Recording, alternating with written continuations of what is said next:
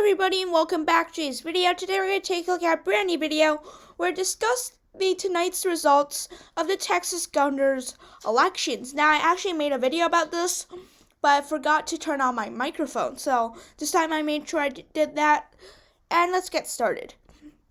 We're only going to analyze these two races, the Democratic and Republican primaries of the governor's races.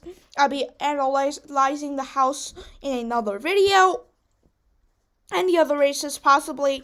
So yeah, straight off the bat, you can see that the Republican turnout was nearly double of the Democratic turnout. In the Democratic turnout, right now the votes are still under 1 million votes for the Democratic Party, while Greg Abbott alone, who faced quite a lot of opposition, actually got over 1.2 million votes, and the total for the Republicans is at over 1.85 million votes.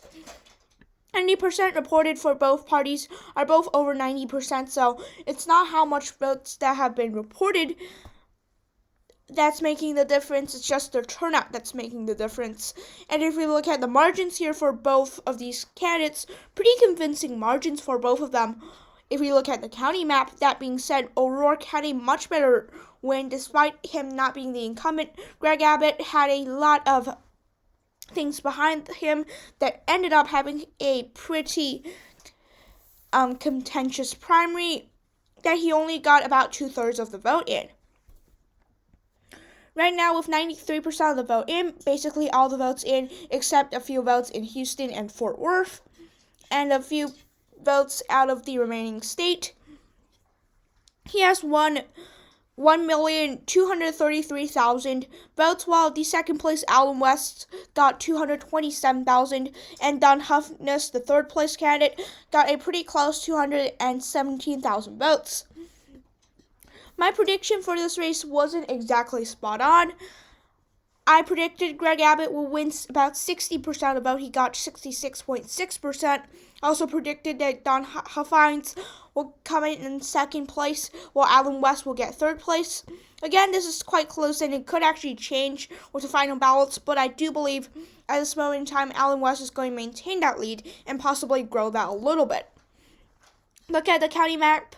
Greg Abbott did very well basically across the state.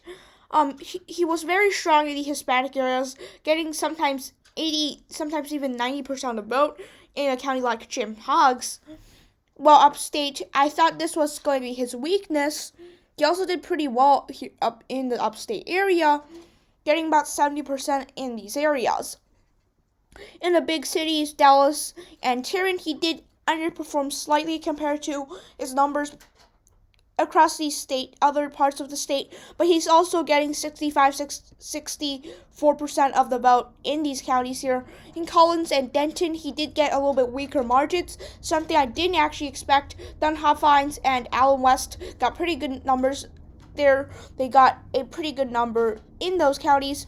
In Harris County, Greg Abbott also did decently well, and Bexar, he got 71.3% of the vote there. So a pretty convincing win for Greg Abbott.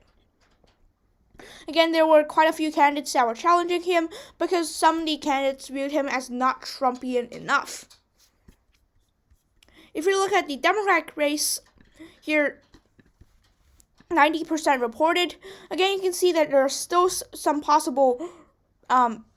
possibilities of more votes coming in, but Beto O'Rourke has won pretty convincingly.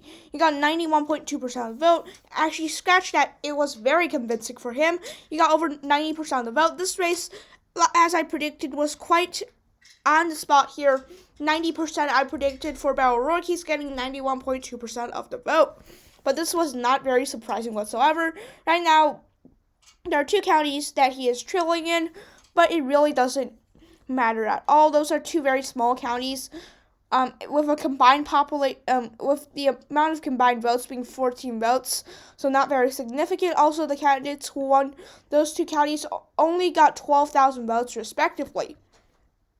If we look at Beto O'Rourke, he did very well across the state. He was a little bit weaker in these rural counties because he is viewed as a pretty liberal candidate, and people tend to associate him with pretty liberal views, which is, I consider true. He is much more liberal than some of these other candidates, possibly.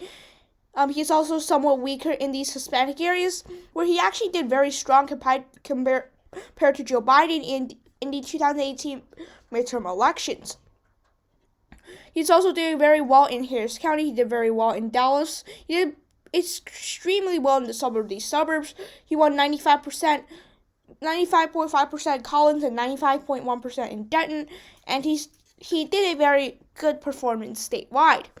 So here are the results here. Please make sure to like this video, subscribe to my YouTube channel, check out more of these videos, and comment down in the comment section down below.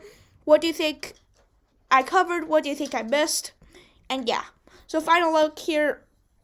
This is the size of lead for both parties, both candidates. Basically, the city areas, larger lead for both candidates. The vote left, again, Houston and Fort Worth for both parties. Thanks for watching. Have a nice day. Bye.